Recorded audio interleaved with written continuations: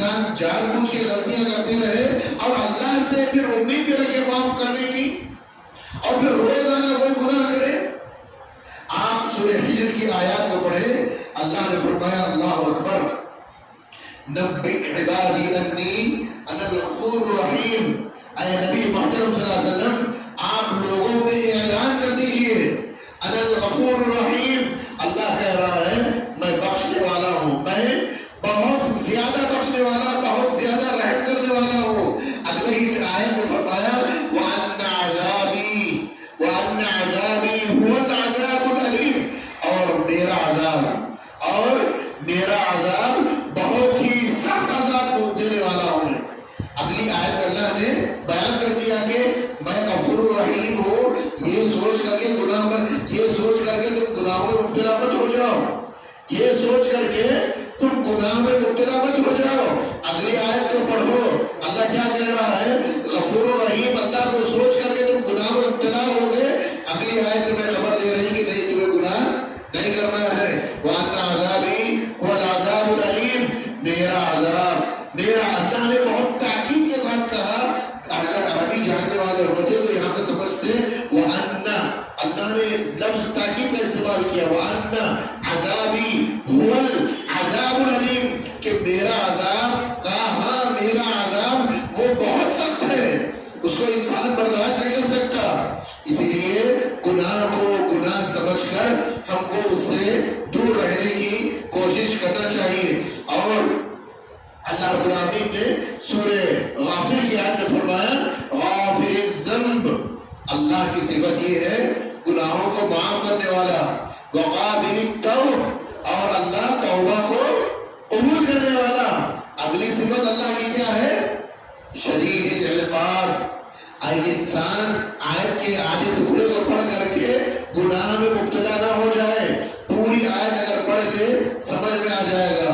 بعض لوگ نعوذ باللہ یہ مفہوم نکالتے ہیں لا تقربوا الصلاۃ, نماز کے قریب مت جاؤ.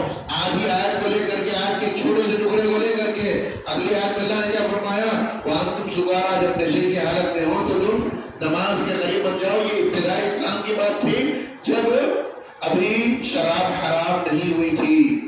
لیکن یہاں اللہ نے کیا فرمایا, توبہ کے تعلق سے اللہ بخشنے والا ہے گناہوں کو, اللہ توبہ قبول کرنے والا ہے. شدید العقاب, سخت عذاب سے بھی دوچار کرنے والا ہے. کس کو, جو گناہ میں مبتلا ہوں گے. ذی الطول, بہت سخت پکڑ کرنے والا, بہت سخت طاقتور ہے اللہ رب العالمین. اس لیے میرے بھائیوں, اللہ رب العالمین کی ذات کو ہم ایزی نہ لیں, معمولی نہ سمجھیں کہ اللہ نے ڈھیل دے رکھی ہے. اللہ نے اگر ڈھیل دے رکھی ہے, آسانی دے رکھی ہے, اس کو یہ نہ سمجھیں کہ اللہ نہیں دیکھ رہا. نعوذ باللہ, اللہ دیکھ رہا ہے. جب مہلت ختم ہو جائے گی, جب مہلت ختم ہو جائے گی, جب اللہ پکڑنے پر آئے گا, وقت کے فرعون کو اللہ نے نہیں چھوڑا, وقت کے نمرود کو اللہ نے نہیں چھوڑا, قوم عاد کو اللہ نے زمین سے بھی اس کو نابود کر دیا. جبکہ وہ اپنے بارے میں کہتے تھے وَقَالُوا مَنْ أَشَدُّ مِنَّا قُوَّةً, اس ہم سے بڑھ کر بھی اس زمین پہ کوئی طاقتور ہے, ہم سے بڑھ کر بھی اس زمین پر ہم سے طاقتور ہے. انہوں نے یہ اللہ کو چیلنج کیا تھا. اللہ نے ان کو کھجور کے سوکھے ٹہنیوں کے مانند, جو کھجور کا جب درخت سوکھ جاتا ہے تو بالکل روڈ پر پڑا ہوتا ہے, بالکل اس کی کوئی حیثیت نہیں ہوتی, اللہ نے ان کی وہی حیثیت کر دی. قوم ثمود, جن کو اپنی صلاحیتوں پر بڑا فخر تھا, پہاڑوں کو تراش کر کے گھر بنایا کرتے تھے, لیکن جب عذاب کا کوڑا ان پر برسا, بالکل سوکھے پتوں کی مانند ان کی حیثیت ہو گئی.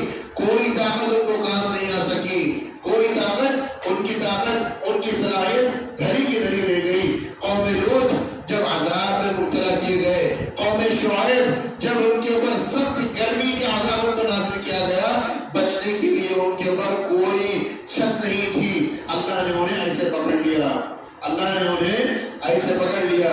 اس لیے میرے بھائیوں اور بہنوں, ہمیں اللہ رب العالمین نے جب مہلت دی ہے, زندگی رکھی ہے ہمارے اندر, تو ابھی ہم گناہ کو گناہ سمجھ کر اس سے دور ہو جائیں. گناہ کو معمولی سمجھ کر روز وہی گناہ دہراتے نہ رہے. آج